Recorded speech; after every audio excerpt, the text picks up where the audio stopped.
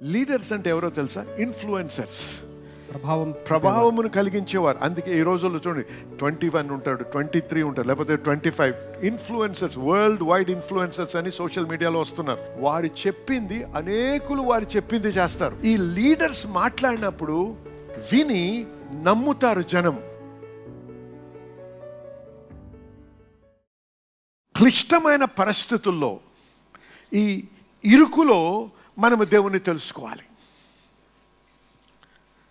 నాతో కాదు, నేను చేయలేను, నన్ను మించినటువంటి విషయం ఇది. నా దగ్గర ఆ డబ్బు లేదు, పలుకుబడి లేదు, ఇన్ఫ్లుయెన్స్ లేదు, ఏ విధంగా చేయాలో నాకు తెలియదు, నేను బంధించబడిన స్థితిలో ఉన్నాను అనే సమస్య అనేటువంటి సమయం వచ్చినప్పుడు ఒక రకమైన భయము, భీతి కలుగుతుంది. ఆ సమయంలో మనం ఏం చేయాలి? దేవా, అప్పగించుకొని, ప్రభువా నీవు నాకు విడుదల కలిగించే దేవుడు. ఏమన్నాడు? నీవు నీటి ద్వారా వెళ్తావు కానీ నీవు మునుగవు, అగ్ని ద్వారా వెళ్తావు కానీ నువ్వు కాలవు. హల్లెలూయా. చూసి కానీ వాటి ద్వారా నడిపిస్తాడు దేవుడు, అది మర్చిపోకండి. ఆ సమస్యలో నీవు ఏ విధంగా ప్రతిస్పందిస్తున్నావో దానిని బట్టి నీవు దేవుని ఎంతగా అనుభవించావో, దేవుని ఎంతగా తెలుసుకున్నావో రుజువు చేయబడుతుంది. హల్లెలూయా. ఇంకొక కథకి వెళ్దాం, ఇంకొక సిచ్యువేషన్కి దేవుని యొక్క వాక్యంలో. మరి సంఖ్యాకాండం 13వ అధ్యాయం, సంఖ్యాకాండం 13వ అధ్యాయం 28వ వచనం చూసుకుందాం. ఇశ్రాయేల్లో మనుష్యులు ఎక్కువ 13:8 2 కాదు 28 నంబర్స్ అంటే నిర్గమకాండమే కదా, కాదా? సంఖ్యాకాండం. సారీ, చూసారా ఎంత కష్టపడుతున్నాను నన్ను. సరే, సంఖ్యాకాండం 13వ అధ్యాయం 28వ వచనం. హల్లెలూయా. అయితే ఆ దేశంలో నివసించే జనులు, ఆగండి, ఎటువంటి వారండి? గట్టిగా చెప్పాలి. బలవంతులు. వారి పట్టణములో ప్రాకారము గలవి, అవి మిక్కిలి గొప్పవి, మరియు అక్కడ అనాకీయులను చూచితిమి. ఆగండి, అనాకీయులు ఎవరు తెలుసా? నెఫిలీంలు. నెఫిలీంలు అంటే ఎవరు? ఆదికాండం 6వ అధ్యాయంలో వ్రాయబడి ఉంది, Sons of God married the daughters of man. దేవుని కుమారులు మనుషుల కుమార్తెలను వివాహమాడారు. ఫాలెన్ ఏంజల్స్, పడిపోయిన దేవదూతలు, మనుషులు, స్త్రీలు కలయిక ద్వారా పుట్టినటువంటి వారు నెఫిలీంలు. ఈ నెఫిలీంలు చాలా యోధులు. వారు మనకి మామూలు మనుషుల కంటే 2.5 టైమ్స్ ఎత్తు, వెడల్పు, బలము కలిగినటువంటి వారు. ఇటువంటి వారు కానాన్ దేశంలో జీవిస్తున్నారు. అనాకీయులు వారు. అనాకీయులే కాదు, ఇటువంటి వారు ఇంకా ఉన్నారు వేరే పేర్లతో. ఈ ప్రాంతమంతా కూడా వారి ద్వారా స్వాధీనపరచబడి వారు జీవిస్తున్నారు. అయితే ప్రభు ఏం చెప్పాడు? ఆ దేశాల, ఆ పాలు తేనెలు ప్రవహించే దేశం మీకు ఇచ్చేశాను అన్నాడు దేవుడు. గమనించండి, దేవుడు ఏం చేస్తున్నాడు? అటువంటి యోధులు మనకంటే 2.5 టైమ్స్ ఎత్తు, బలమైనటువంటి వారి దగ్గర తీసుకెళ్ళి వారిని ఓడించాలంటున్నాడు దేవుడు. వాళ్ళు చూస్తేనే ఉన్న భయం, ఉన్న ధైర్యం అంతా కరిగిపోద్ది. అంతేనా? అదే అయింది ఇక్కడ. చూసారా? వాడిని చూడాలంటేనే, ఇప్పుడు నేను వ్యక్తితో వచ్చి హలో అని షేక్ హ్యాండ్ ఇస్తే ఈ లెవెల్లో చూస్తాను. ఆయన వచ్చి షేక్ హ్యాండ్ ఇస్తే ఇలా చూడాలి, హలో షేక్ హ్యాండ్ ఇలాగ ఇవ్వాలి. అవునండి? అటువంటి వాడిని నేను సంహరిస్తానంటే ఎటువంటి విశ్వాసం ఉండాలి నాకు? నన్ను నేను చూసుకున్నట్టయితే అది జరిగే విషయం కాదు. నాకు ఆ శక్తి లేదు. వీరు ఏమన్నా వారు బలవంతులు. వారి గమనించండి, ఈ యొక్క జనాంగం అంతా, ఇప్పుడు మనం అందరము దాదాపు 6 అడుగులు ఎత్తుగలవారం ఉంటాం. అంతకంటే కొద్దిగా 5 నుంచి 6 అడుగుల ఎత్తుగలవారం ఉంటాం. సాధారణంగా 6, 6.5, 6, 6.3, 6.2. అందుకే మన ద్వారాలన్నీ ఎలా ఉంటాయి? 6.5, 7 feet డోర్స్ ఉంటాయి. వాడు 15 అడుగులు ఉన్నాడంటే వాడు డోర్ ఎలాగ ఉండాలి? వాడి సీలింగ్ ఎక్కడ ఉండాలి? వాడు ఇక్కడికి వస్తే ఇలా నడవాలి. అర్థమవుతుంది కదా మీ అందరికీ? అటువంటి వారి ప్రాకారం ఎంత ఎత్తుగా ఉంటుంది గమనించండి ఒకసారి. అర్థమవుతుంది మీ అందరికీ? అంతేకాదు ఏమన్నాడు, వారు అనాకీయులు. ఇటువంటి వారి దగ్గర పంపిస్తున్నాడు దేవుడు. ఇప్పుడు చదవండి ఇంకా.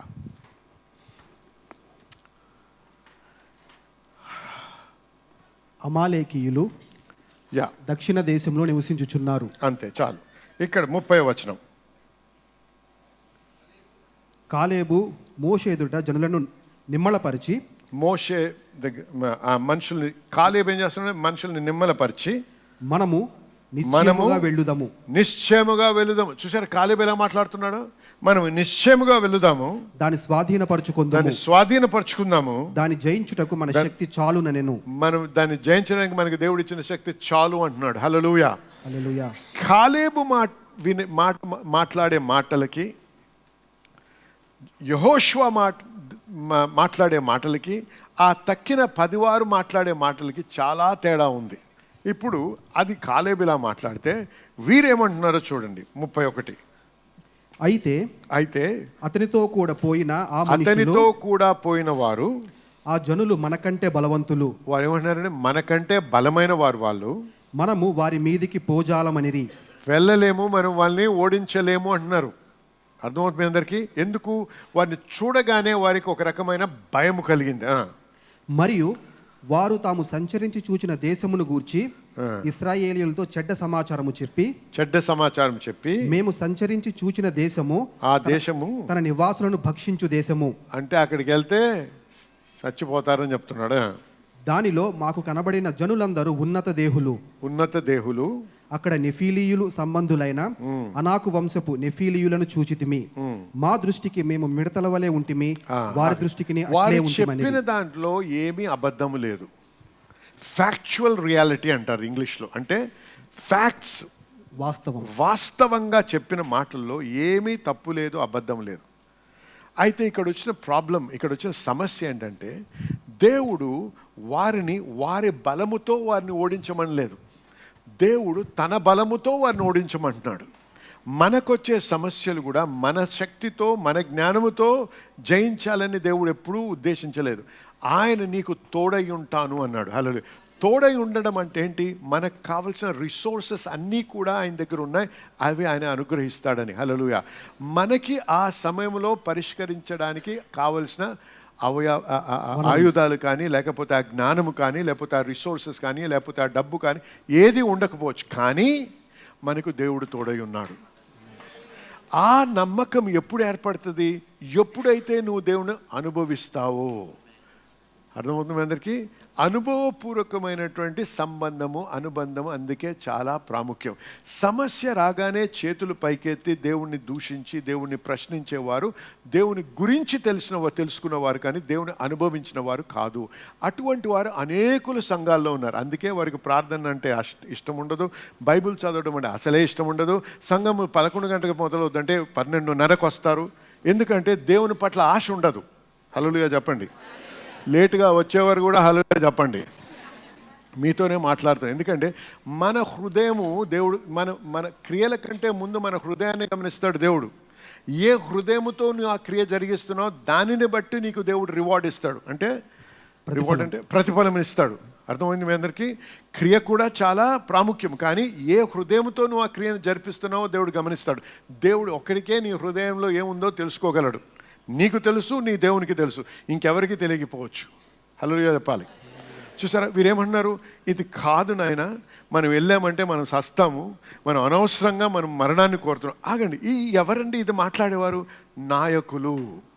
ప్రతి ట్రైబ్ అంటే గోత్రానికి, ప్రతి గోత్రానికి నాయకులు వీరు. ఈ నాయకులు అనేటువంటి వారు ఎవరో తెలుసా? నాయకులు అంటే లీడర్స్. ఇంగ్లీష్లో లీడర్స్ అంటే ఎవరో తెలుసా? ఇన్ఫ్లుయెన్సర్స్, ప్రభావమును కలిగించేవారు. అందుకే ఈ రోజుల్లో చూడండి 21 ఉంటాడు, 23 ఉంటాడు, లేకపోతే 25 ఇన్ఫ్లుయెన్సర్స్, వరల్డ్ వైడ్ ఇన్ఫ్లుయెన్సర్స్ అని సోషల్ మీడియాలో వస్తున్నారు. ఇన్ఫ్లుయెన్సర్ అంటే వారు ఏంటి?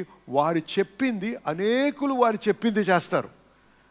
వారిని ఆ విధంగా మలిచే ఆ యొక్క గిఫ్ట్ వారికి ఉంది, ఆ యొక్క టాలెంట్ ఉంది వారికి. అర్థమైంది మేరకి? ఆ ఇన్ఫ్లుయెన్స్ ఉంది. ఈ లీడర్స్ మాట్లాడినప్పుడు విని నమ్ముతారు జనం లీడర్స్ని.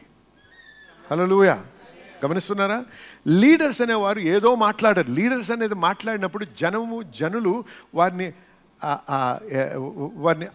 యాక్సెప్ట్ చేస్తారు. అంగీకరిస్తారు. They recognize them as leaders, అంటే వారిని గుర్తిస్తారు కాబట్టే వారు ఏం మాట్లాడతారో అది విని దాన్ని నమ్మి దాని ప్రకారంగా క్రియ జరిగిస్తారు.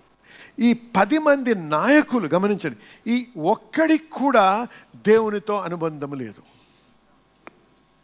అందరూ మతపరంగా ఉన్నారు, అందరూ టోరా చదువుతారు, అందరూ టోరా వింటున్నారు, అందరూ అన్ని విషయాలు ఆ ఆలయంలో చేయాల్సిన అన్నీ చేస్తున్నారు, ప్రతి విధమైన సాక్రిఫైస్ అంటే దహన బలులు, అన్ని రకాల బలులు ఇస్తున్నారు, అన్నీ చేస్తున్నారు, కానీ దేవునితో అనుబంధము లేదు.